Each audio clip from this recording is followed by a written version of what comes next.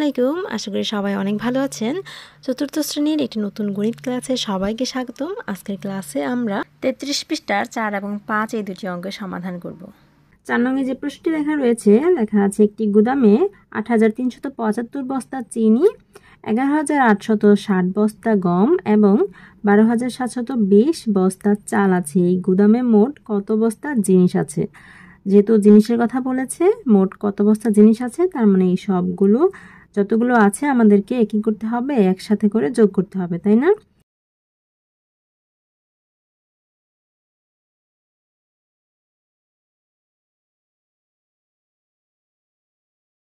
দেখো অঙ্কগুলো কিন্তু এবার নিচে নিচে হয়েছে।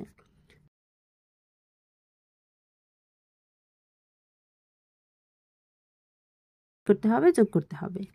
5 0 0 যোগ করলে হয় 5, তারপর 7 6 2 যোগ করলে কত হয়?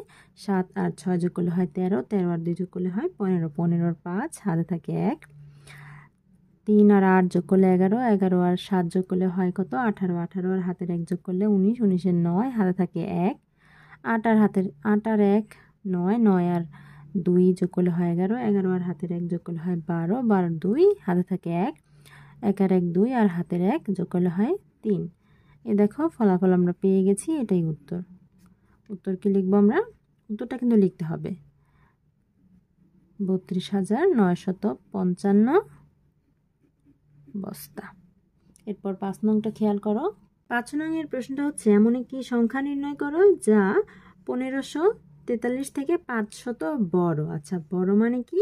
500 বেশি, তাই না? তার মানে আমরা 1543 এর সাথে 500 কি যোগ করে দিলেই আমরা কিন্তু সংখ্যাটা পেয়ে যাব।